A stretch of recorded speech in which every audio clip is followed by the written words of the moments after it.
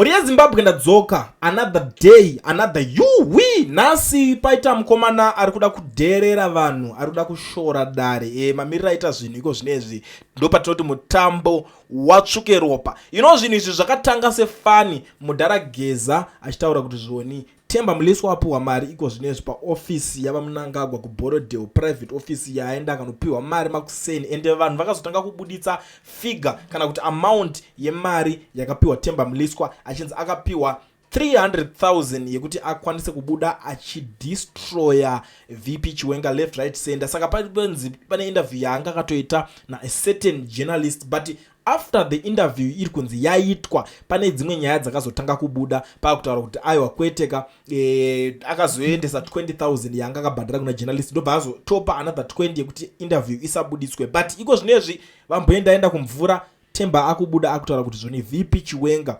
vanofanirwa kuresigna. Munozviziva kuti ina nditaura zvinhu zvemusoro mangu, munzwe ega achizvitaurira mukomana, mungazofunga pamwe ndakamumaka izwani.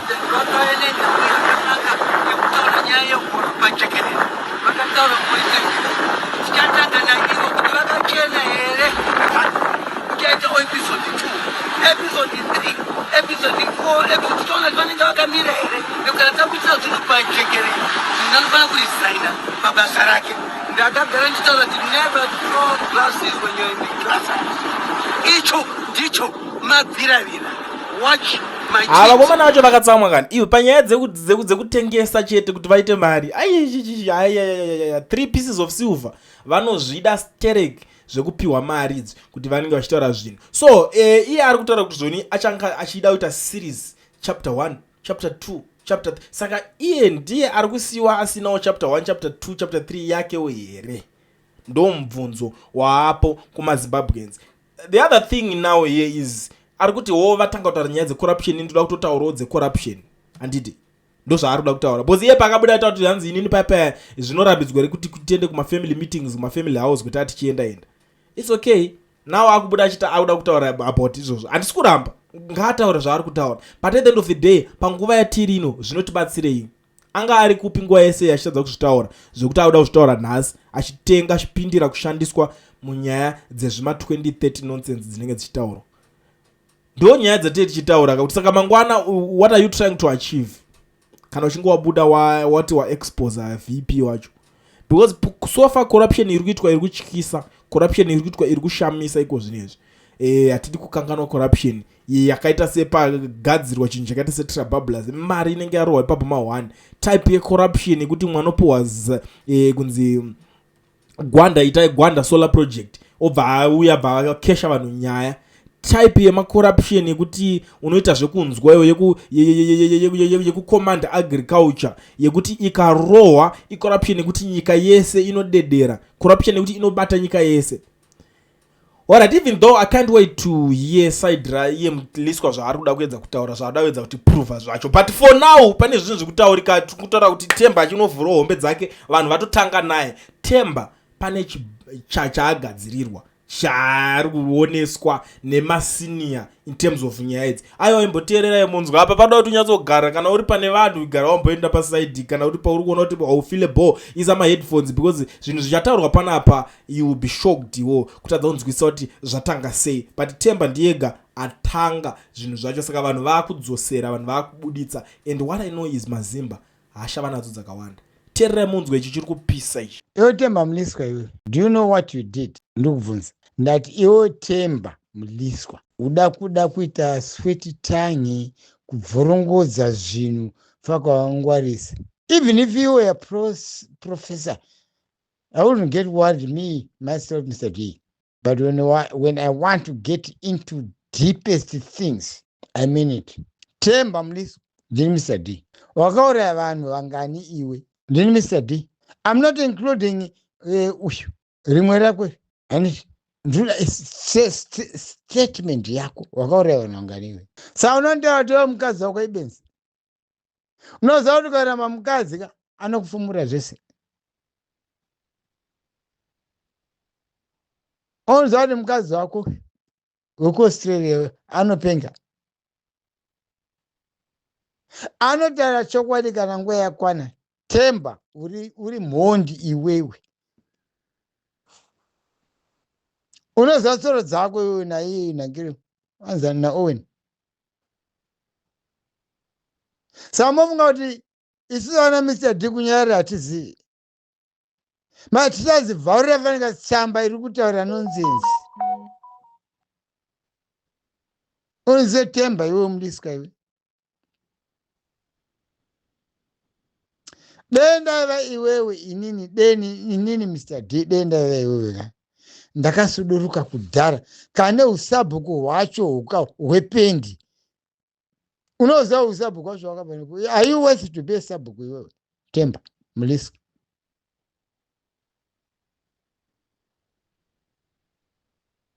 Ndozoti mhosva dzawakatonga vanhu vekunharaunda kwakuku dzakagutsa vanhu iwewe. Ndikubvunza iwewe Temba muliswa. Ndini Mr D.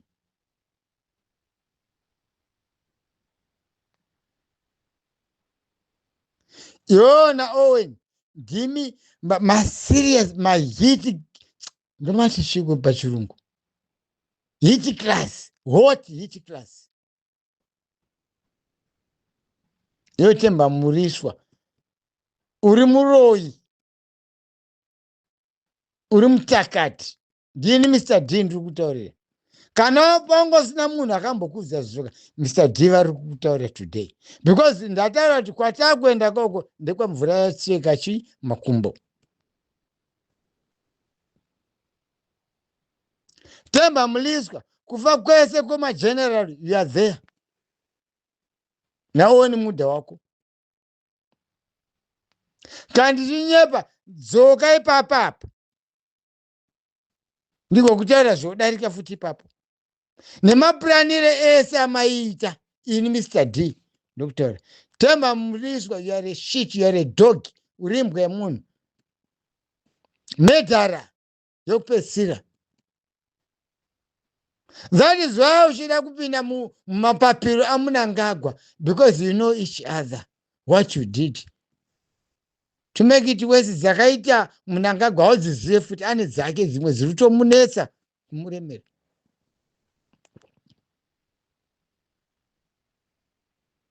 Temba. Gwara rauda kutora iri Temba ka richakusungirira kusvika pekuzopedzisira. Ndakuti nyika ndeyambuya nehanda nasekuru Kaguvi. Nyika yakatorwa neropa rikadeuka. Vana vakasara kumasango. Nyika dzakasiyana siyana dzandisingakwanisi kudoma.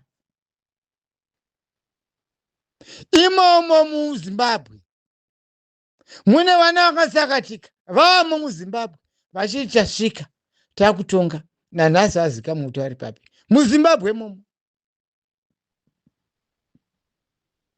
Ndakuti hazvina unorondo aiteza but zvakaitika. Ndini komanda wemweya. Temba, I'm appealing again. Wena Temba, you Temba, iwe Temba. Think twice. Gwara rauda kupinda naro kari. Bhaibheri rinoti kuna Satani naMwari. Zvinhu zviviri zvepasi rino. Mhepo yepasi rese ine vanhu vaviri vanotonga pasi rino, Mwari naSatani. Temba, chicharudza gwara raunoda raMwari here kana kuti raSatani? Mwari nditsvopo raJesu kana raSatani? Mwari ndiye amburera. Uri muamburera. Asi nguva iripo yekuti iwe chitaura kuti inini zvakati handizvizivi. Zvakati zveshokwadi ndinoziva. Uri kuona zviri kuitika kuSouth Africa. Vari kupika oath kuti zvandichataura zvese God bless me. Temba, iwe oath yako uri kuti here God bless me? Ndini Mr D ndiri kubvunza.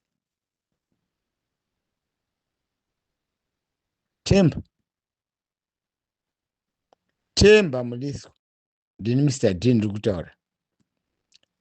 Una zvipoko zviri kumashure kwako iwewe.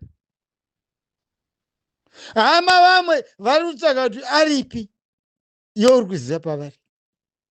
Iwe Temba iwe. Ndini Mr. D. Temba ka. Ndini Mr. D. Unondiudza here iwewe Temba iwewe zvechokwadi chaizvo wakamira uchipa oath kuti God will bless me. Hauzi kufa kwazamara here iwewe. Ndini Mr. D.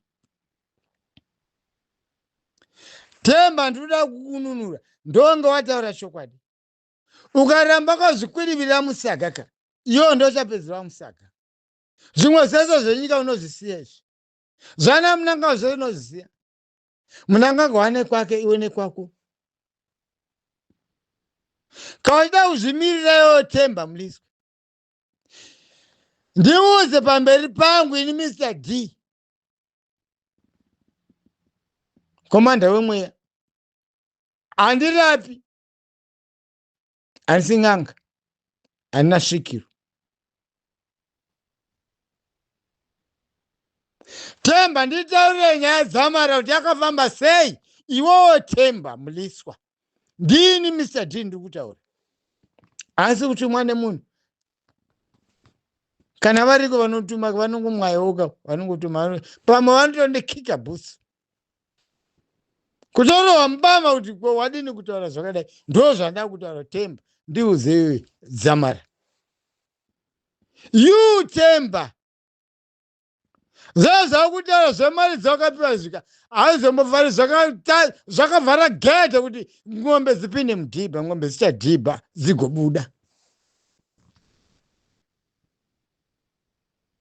Kuti kupinda mudhibha kweng'ombe kwandiri kuita kupinda kwedu mudhibha kwokunzi taropafadzwa Zimbabwe. Takuda chokwadi. Ndini Mr. D. Temba. Rega unakirwa nemari. Ichasira vana vako nevazukuru ngozi isingaite. Iwe ndauda kuzvipa mubereko inokutakura mubereko yekubereka zviri kuremera nekuda kwemari. Tazaona Zimbabwe iri kucherwa. Kwese yangu agoridhe.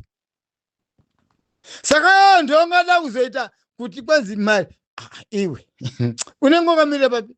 Zimbabwe ndeye vana veropa, ndeye goridhe, igoridhe rega. Tarisa uone. Wabonga machana ari kukwira mandege kuya kuzoita so ndimi futi ona Temba vacho futi papa. Kuza kune uchine mukaka. Asi ropa rawakadeura iwe Temba woga. Iwe unanzani? Iwe. Ndautokanga muliswa.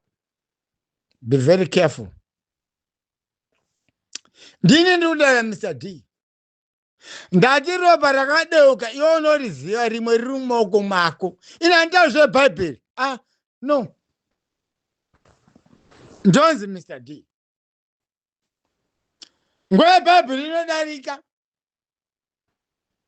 And remember, Bhaibheri bhuku rakanyorwa semunhu akaita sewe Temba kana rakanyorwa naMr. D. Asi ndakupa choice Temba muliswa.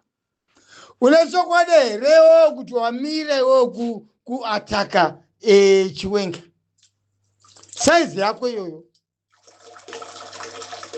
Ndikuda kuti oje uti ndakatambira audio yakabva kune anonzi Mr. D. Komanda wemweya. Mavhura mupolitiki menyu imomo mamune muchiita makuhwa enyu.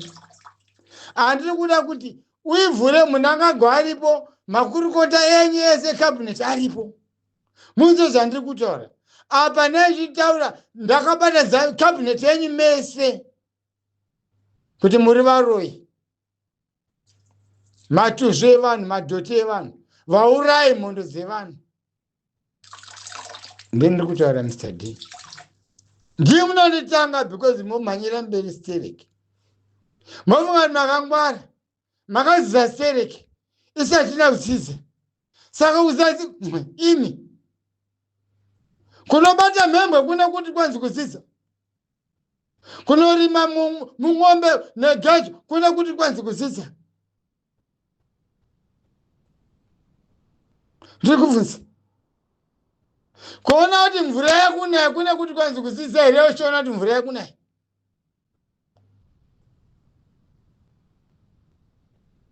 Chando kana achakuya chino kuti kusisa here zvati chinhu wacho asvika wechando. Ndiri kutaura kune iwe Themba Mliswa. Ndini Mr. D. Themba uri mufana Sereke. Tarisa uone kufungura kwakatiwa nemukadzi wako.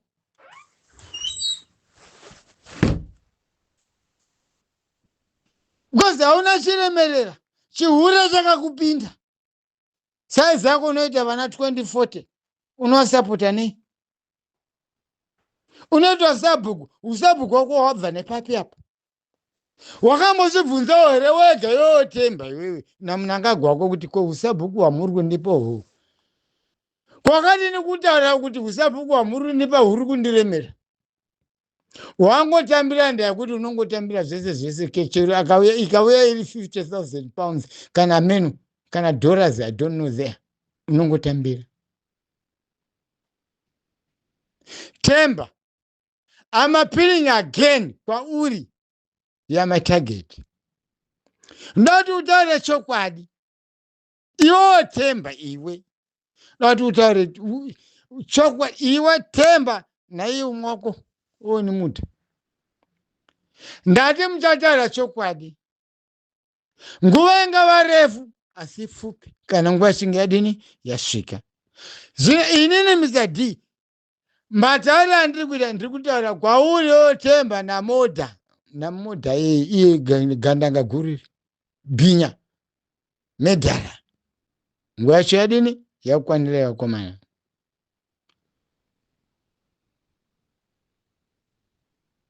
Hamuvi makapinda mujira rimwe chete naMunangagwa. Never. Hamuvi makapinda mujira rimwe chete naUkusirira Munangagwa. Never. Munangagwa achamira nezvake naUkusirira wake nevana vake ivava. Vana vandivasori. Because vakarerewa neporridge inonaka neshuga yakawandisa.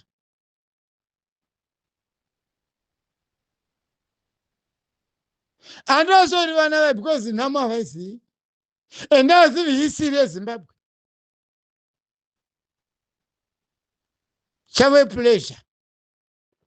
Our pocket is good. We can do whatever we want. Zimbabwe is ours. Is that true? Zimbabwe is ours. Is that true? You vana Zimbabwe.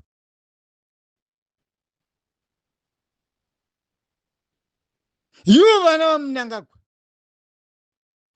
Zimbabwe is ours. Is that true? You Australia, the first lady of rubbish Zimbabwe. Garbage Zimbabwe. Are you true? Gentlemen and ladies, I'm Mr. D. When I talk, please, excuse me. Give me that 1 second. I can share a word to the citizens of Zimbabwe. Themba Muroi Imondi. Themba Mliswa. Muroi Imondi. Naoni wake. Avane vakawanda aya. Ndine list manini. Ndozi Mr. D. Ini. Yes, mdele shwenga. Pane pakataza. But matazi rashoka. Chikero chinodhingura kuti aiwa guys. Zvinenge nani guys. Pasi pana asingatazi. Asikana uzotadzisisa. Ndonotendekwa. Kuti wanyanya. Munangagwa wakatanga kuteerera kudhara kuna Shwenga kuti speed yako haina kunaka. Asi enda akaita champiri gori kupidigura kuzvipidigura musoro kuti vanga urovambira kuti munhu akuda kundinyanyira. Akuda kunyanyira iye ari kupa warning. Ndiye akakuzora futi. Hai mani mundikwanire mani. Why Mr. D? Chidhakwa. Ndichidhakwa. But ndichidhakwa better.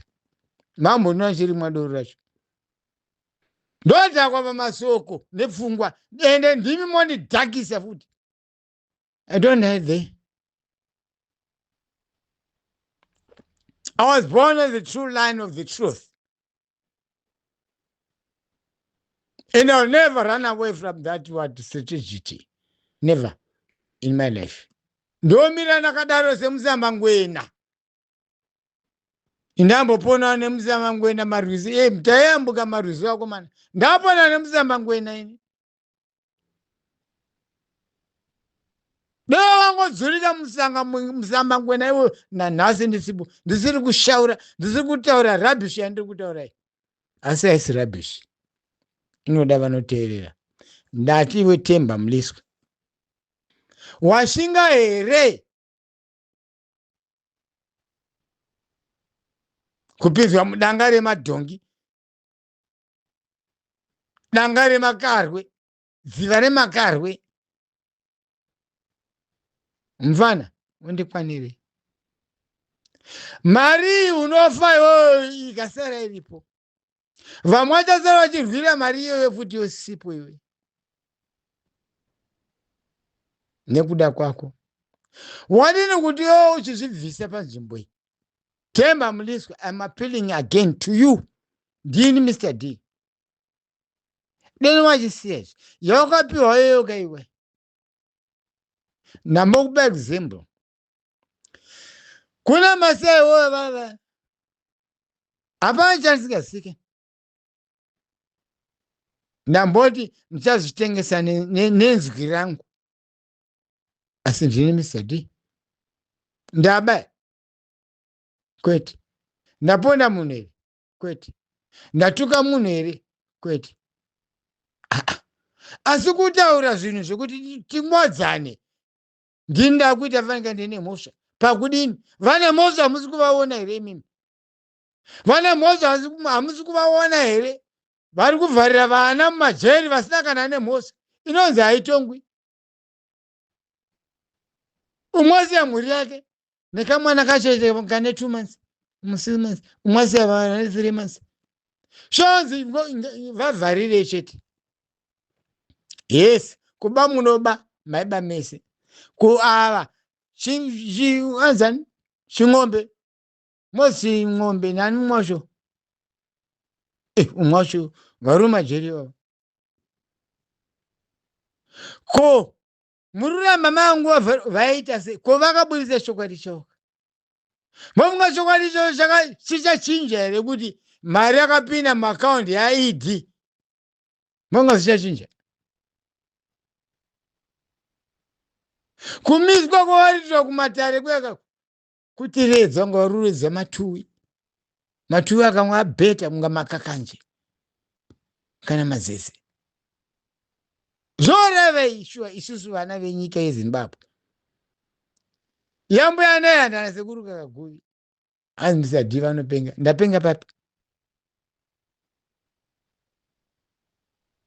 Ndubvunza. Apa ndabvunza imimi vana veZimbabwe kuti mukawanzi Mr. D. Vamwe vachati sekuru D, vamwe vachati muzukuru D, vamwe vachati mukoma D, vamwe vachati ameno. Asi ndi Mr. D. Handifi ndakachinja. Zvazviri zviri pachena. ZANU. IZANU, Zimbabwe African National Association here kana kuti kudini? I don't understand. ZANU. Is this ZANU or Metaras?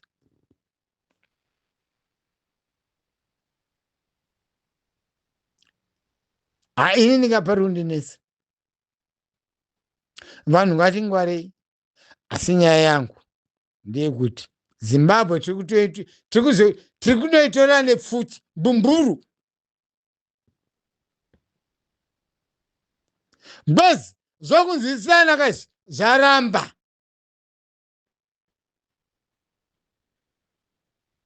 Because kupinza ruoko rwako mumwe yembavha panonetsa. Panonetsa. Ndo zvatiri kuita vana veZimbabwe.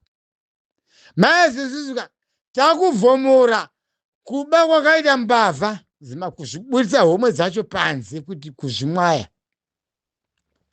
zvati zvadii, but kwatakuenda ndokwatsvuka ropa. Kuchapiwa apa handikuvanziri, ina handirapini, asi ng'angani ina handishoperi, asi ziya ndobuda. Aino pachafiwa.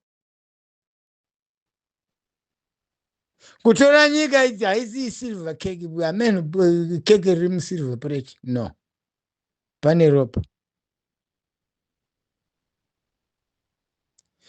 Iye mbwana yehanda nasekuru Kagovi, mbwana yehanda kana pane anoziva mashoko akapedzisira, mbwana yehanda vakataura shoko rimwe, nanhasi rine nziyo. Shoko rimwe randakataura riya nderekuti chi, mbwana yehanda vakati ndichadzoka. Ndo shoko 1 rakataurwa nambwana yehanda. Ko imimi naimimi vanhu imimi shuwa ndikwanireiwo kumai, ina handisi bishop ke? Vari kwamabhishopi chiima apanduswa naye Mnangagwa yeye nekuda chi mari.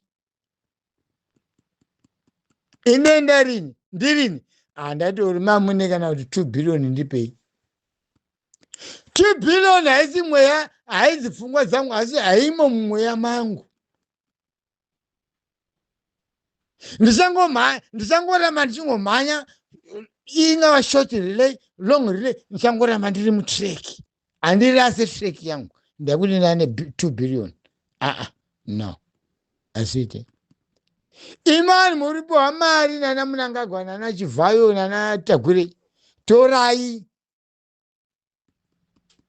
Ezongo muchiziva kuti hapasi pane mwoyo wenyu ene chirega yakutaurisa idlai mari dzenyu makanyarara, asi zuva guru riri kusvika. Because kupiwa mari pamwe raki renyu iroro, asi zuva raki renyu kuti rakamirira chii, zivai. Ndo pane mutemo weZimbabwe po, zivai. Ndo zvavazoti vana Smith vakazvisiya, vana DuPont, vanani chichi vakazvisiya, ndakuti ndezvemuno. Ufumi weZimbabwe ndo Zimbabwe. Hauzokutengesa kunana China. Hakuna kuti kupa mvumo mavana China kuti vapaze nzvimbo dzedu dzinoyera. Tasemoni vana shurugwa parara. Yezo kumazuva amene kunana sendi gold chichi hakusina chiriko. Nhasi uno yezvo avo vauda kukwira makata Christmas pasi. Imi nduze shotangotarisa kudai. Hai masoja mundikwanira fana wangu mimi. Ndoda action nguva ichipo. Mafana. Muruma papiro eagle. The most dangerous eagle, Chiwenga. Muruma papiro eagle. Don't be shrouded by all these Canadas and all that nonsense. Dini Mr. Tindu kutaura inini. The time is ours. And the timing is ours. Dini kutaura. Muchandi dini mukadini mimi mazanira mimi mazipura mini kuku mazanu aMnangagwa. Anachitema nemazipura takarwa tese hondo tiri one party one set. Hono dzimwe dzatakazoita muno mumwe tateke buye munuka dzakonzereswa naivava mbavha idzozisi. Zvozvana kukura hundi ndidzo zimbavha idzozisi. Chiko chavangada kundiudza inini Mr. D. Asi vachandiona. Asi vanonzwa inzwi vandoziva kuti ndiye uya munhu wewo. But kuti vacharangarira hazvichaite. Ko ndiri chi? Komanda wemweya. Ndiri chi? Ndiri komanda wemweya. Apa handikuvanziri? Ko ndiri komanda wemweya. asi nguva yasvika. Apa hatisuda zombonyepera, nguva yadini yasvika manje. Vakomana musunga mabhandiriya. Asi hatida vanomhanya, toda vanomira. Ndo mutemo wangu. Hana soja rinomhanya nesoja rinomira. Topedzerana. Ndakada kudhara zvombo zvese zviri muZimbabwe ndezvedu tese, ngatibvutirane zvombo zvacho izvozvo.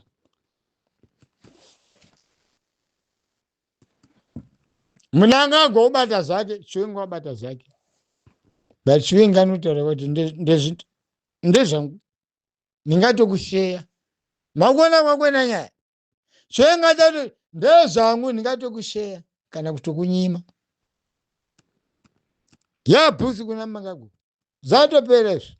Vese zvokwanzi masoja vamwe ndevekudai vamwe muri kunyeperwa. Masoja is one team. Hakuna soja riri kubva mumakore rakaguta. Hakuna soja riri kudzokera mumakore rakaguta. Hakuna soja riri kugutira pabasa pazara wesi zara yacho. Murundisiseni Mr. D. Yes. Sanda kutaura nyaya ndiri kuti handei kuti ini ndamirira kuti Mnangagwa ngaite rishafu rake, ngaise oni muda his basic what killer. Tota ndanga kudona ndiani? Ndini ndiri kutaura ini. Komanda wemweya. Yotemba muliswa zvautoita kasi. Ibva watotonhora pamufana.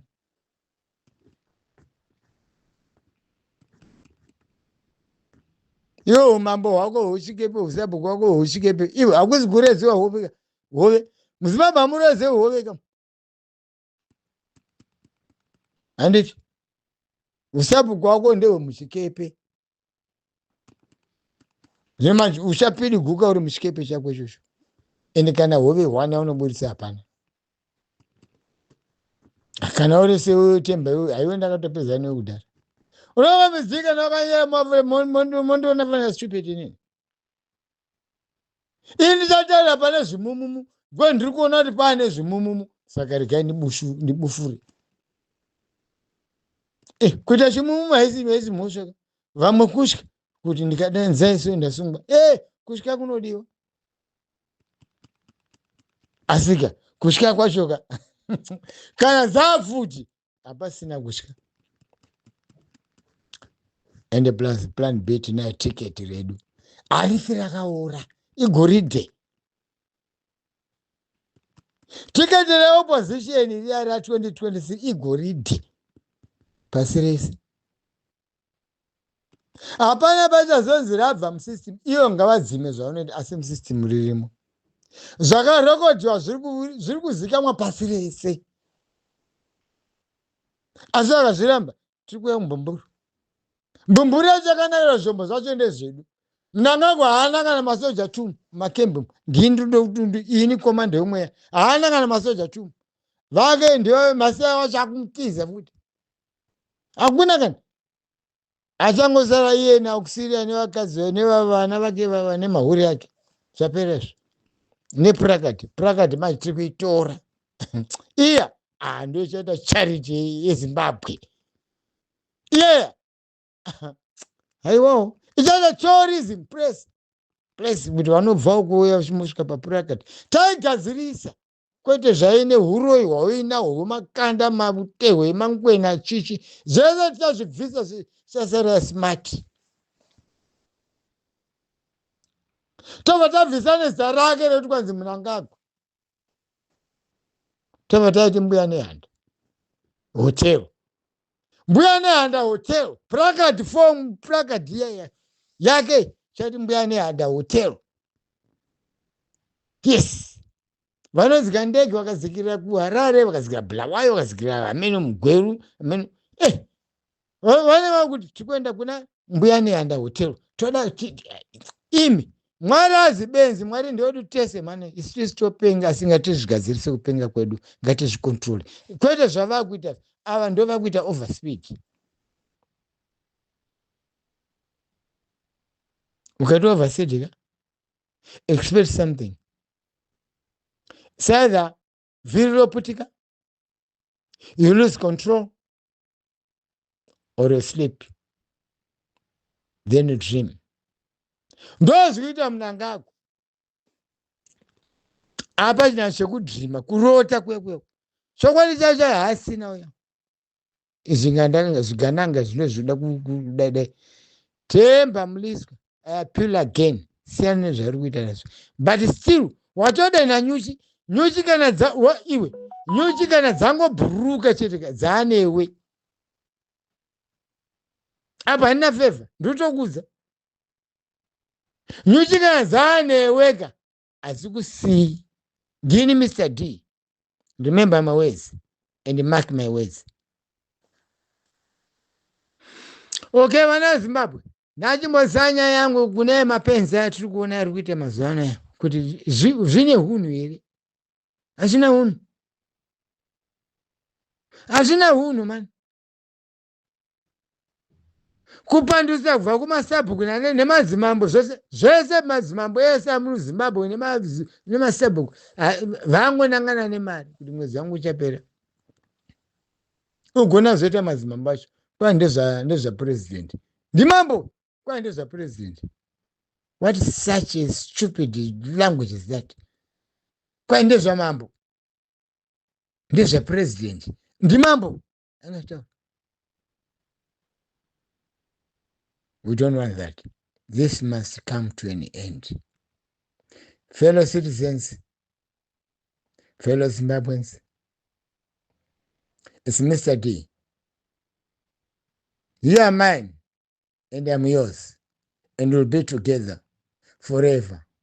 God bless. Amen.